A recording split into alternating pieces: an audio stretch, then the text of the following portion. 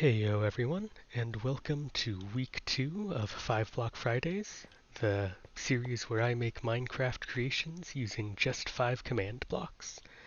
We are back here in the bedrock bunker at the center of the world, and this week we're going to be adding a simple crouching jump mechanic to the game.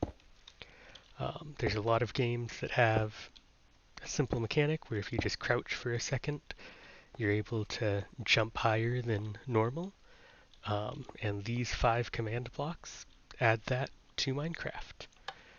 So over here we have these pillars of different heights. Normally you're able to jump 1 block tall, even just 1.5 is too much. With this system, you get a jump boost 2 effect when you crouch for a second, and that lets you jump up to 2.5 blocks tall. You heard that tone there. That's just a little indicator for the player so they know the jump boost is activated. If they don't jump right away, they will lose the jump boost. So, that indicator is a sign that, yeah, it's time to actually jump. I guess the other mechanic with this is this only works if the player is not wearing any leggings. Just to balance it a bit. So basically, if you're not wearing leggings, you get a little bit of extra maneuverability. So you can see here I'm crouching, and it is not giving me any extra effects. So yeah, that's basically how the commands all work. So I'll show you what the commands are now. The first command is fairly straightforward. It's in an impulse block, so it only gets run once instead of every tick. And it's just creating a new scoreboard called crouch timer that uses the built-in sneak time statistic. So this score will increment 1 every tick that a player is sneaking. This second command block is for resetting the player's crouch timer score. So in the execute statement, we're executing as all players at their location. Anchored eyes means we're doing it at the position of their eyes instead of their feet. And then the positioned with 3 carets was just a weird quirk that's required to actually change the execution coordinates, essentially. Finally, this unless statement excludes certain players from having the final half of the command run. So if players have their OnGround tag set to 1, so they're not in midair currently, and then if distance is between 1.0 and 1.5 blocks, what this is saying is if the distance of the player's feet is between 1 and 1.5 blocks of the execution position we've set up with the previous couple of subcommands, then that player gets excluded. So this will apply to players that are currently crouching and currently on the ground. They'll be excluded from the second half of the command. And the second half of the command is just taking any players that don't meet those conditions and resetting their crouch timer to 0.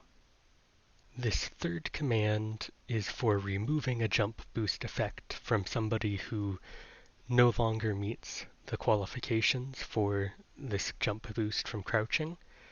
So we look at players that have a crouch timer between 0 and 19. So their crouch timer has been reset, or they just haven't crouched enough.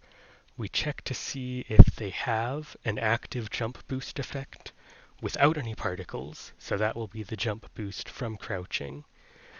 We also check to make sure they don't have another jump boost effect from somewhere else. So we don't want to clear the effect if they have it from a beacon or from a potion. Both of those sources will have ShowParticles set to 1, so they'll be detected here. And so if a player has jump boost from the crouch, they don't have any other sources of jump boost, and their crouch timer is less than 20, then we remove the jump boost effect from that player. So this will reset as soon as a player jumps. They'll lose the jump boost effect. As soon as they stand up, they'll lose their jump boost effect. So this will keep them from maybe sneaking multiple jumps in for a single second of crouching. This fourth command plays a tone to players who have their jump boost ready.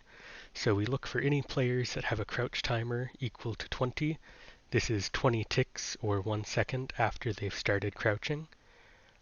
We also exclude players that have any inventory data for their leggings slot. So the jump boost and tone will only be given to players who are not wearing any leggings at all. We're then using the play sound command to play a bass note block sound right on top of the target. This player argument is saying we're going through the player audio channel as opposed to the music channel or the blocks channel, depending on what the player's volume settings are set to.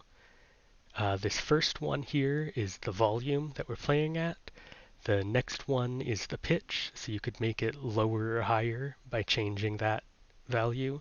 And this last one is the minimum volume, which doesn't really change anything because the sound is being played directly on top of the player. And with this final block, we are actually giving the players the jump boost effect. So using the same target selector of all players that have a crouch timer score of exactly 20, we give them jump boost. This first one here is the time, so we're giving it for 1 second. The second one is the level. Levels start at 0, so this is actually jump boost 2. And then this true here is the hide particles flag, so they won't have particles coming off of them with this jump boost effect.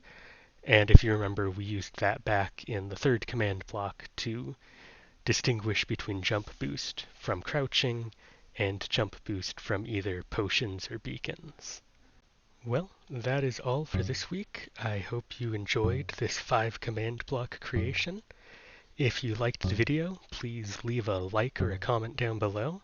And if you want to see more creations like this, make sure to subscribe.